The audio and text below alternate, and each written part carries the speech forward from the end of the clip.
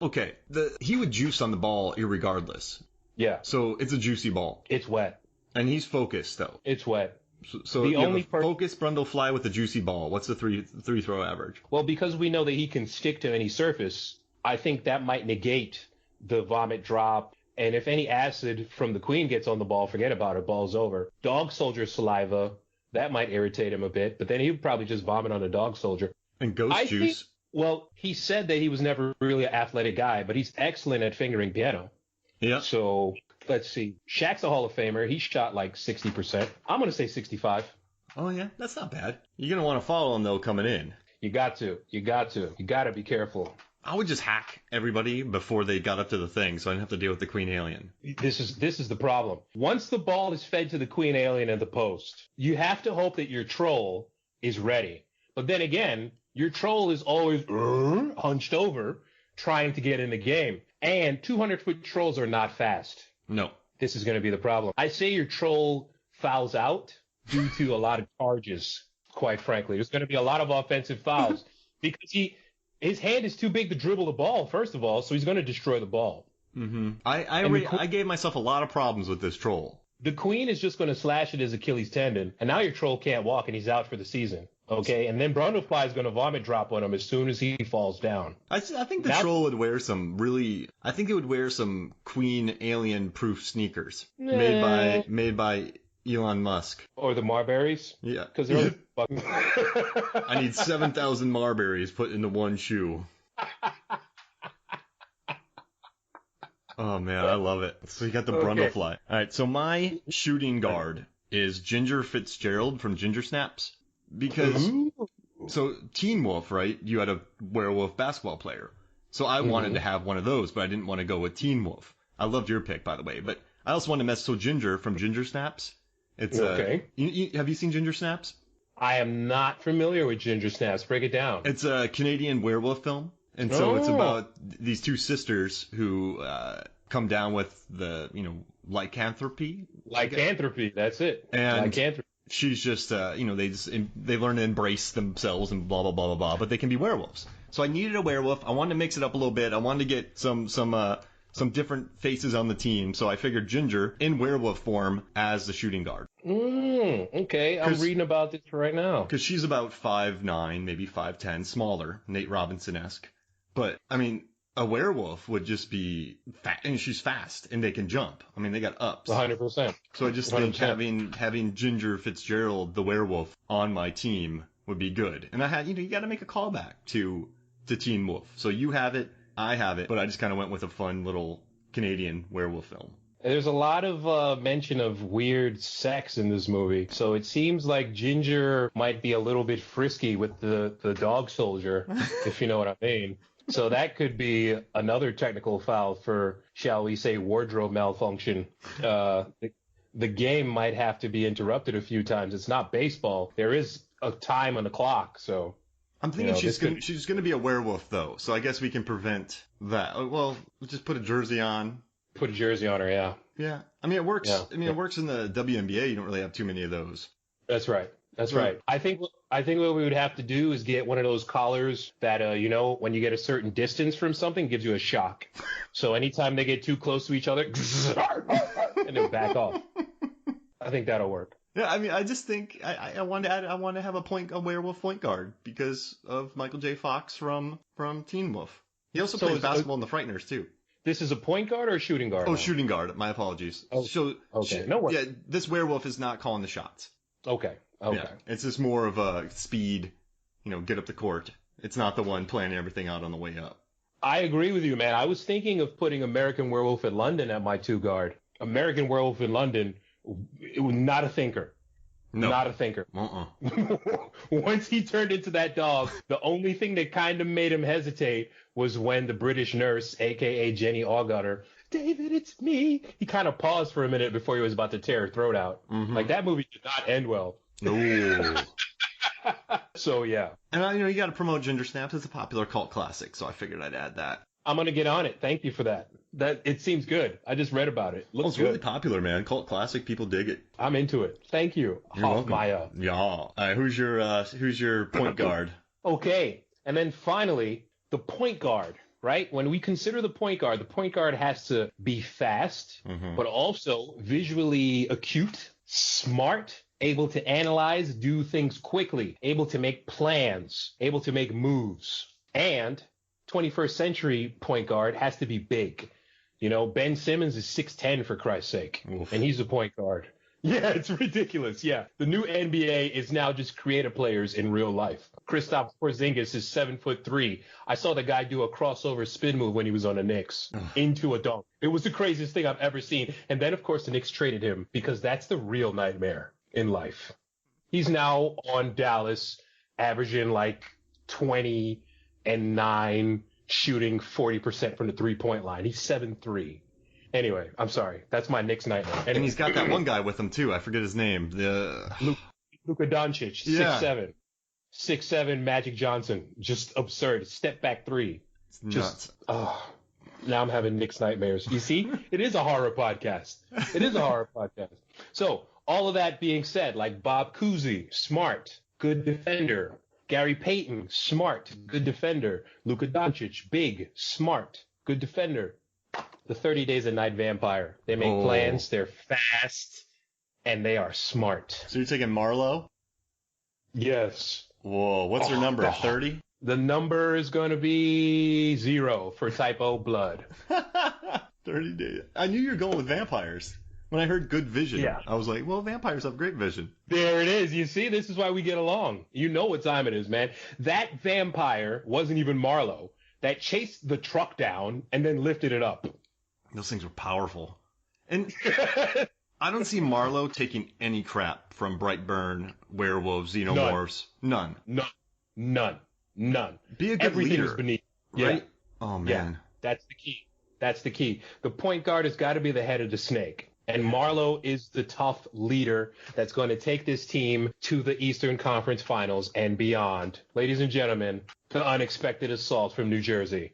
We come out of nowhere.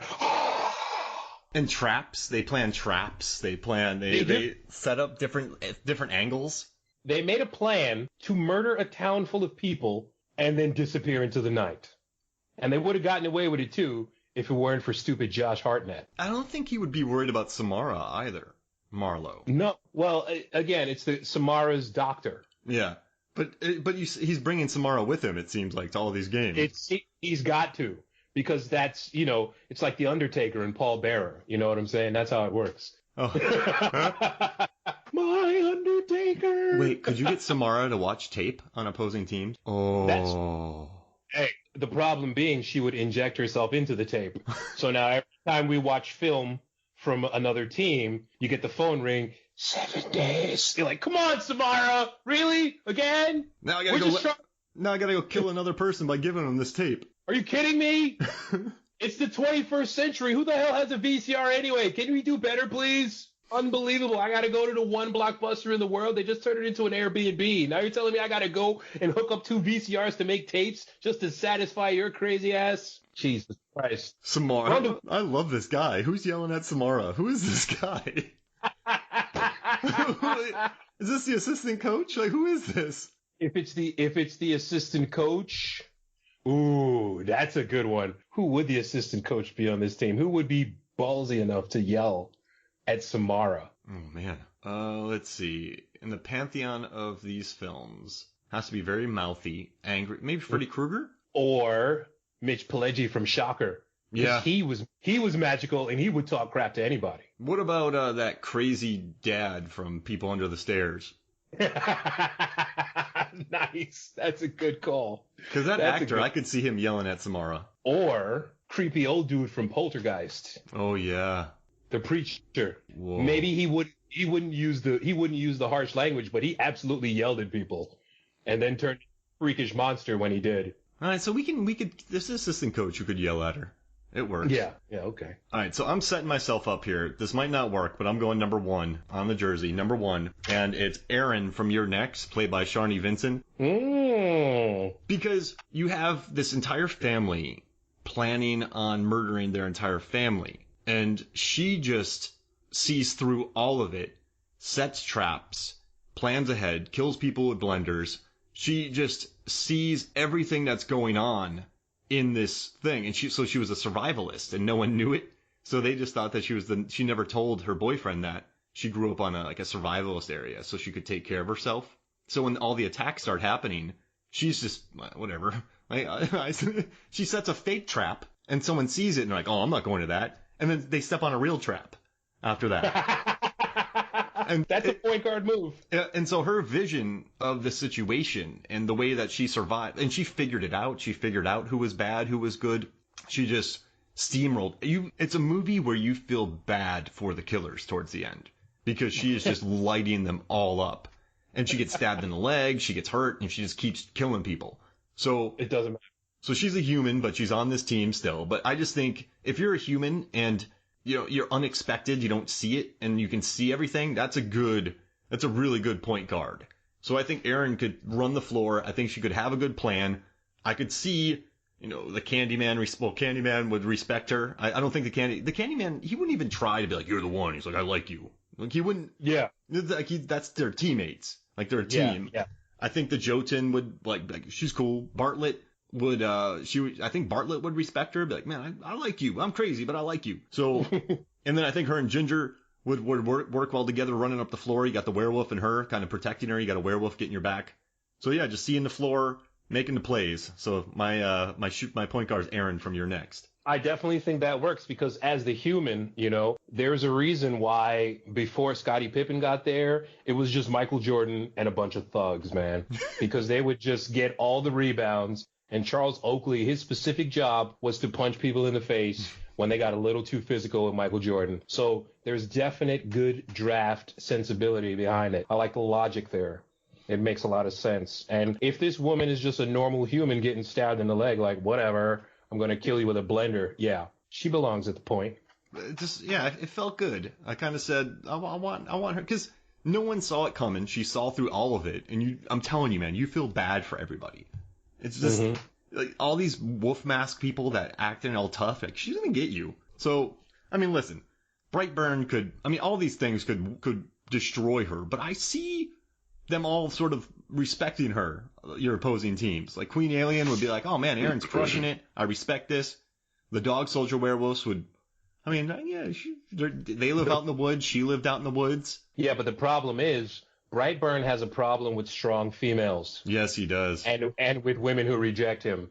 He's kind of a symbol of toxic masculinity. And Brundlefly definitely does not like being rejected with women, as his final plan was to merge himself and his pregnant wife together into one beautiful body so they could be a new race of human. So I think that Brightburn and Brundlefly, there would definitely be some technical fouls, shall we say, going on out there. They would be a little too close. So a couple of elbows, maybe a little bit of vomit drop while she's trying to cross over. Yeah. Oh, man. That's funny.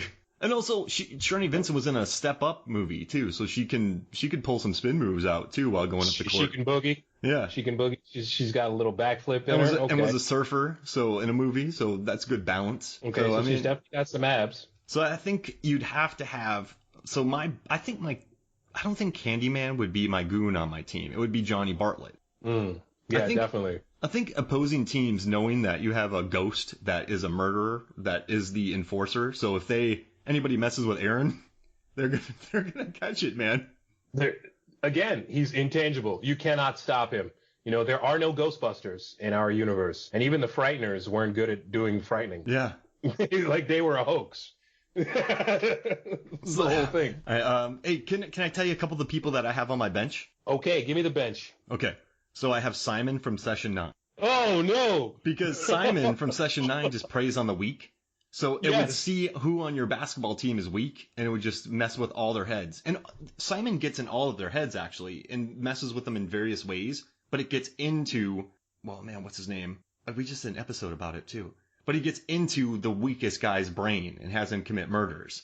So... That's right. I think people on the court, when they're dribbling up at Brightburn... Like, he's a kid. He's not that strong yet. I think Simon could get in his head a little bit. Well, mentally, again, the problem with Brightburn is not that he's it's not that he's a child, it's that he's an insane child, you know? Mm-hmm. He's that kid from the Twilight Zone episode where everybody happy thoughts, don't think happy, don't think sad, don't be sad, happy. He is insane. This is where the problem is, but with the Session 9 dude, he's absolutely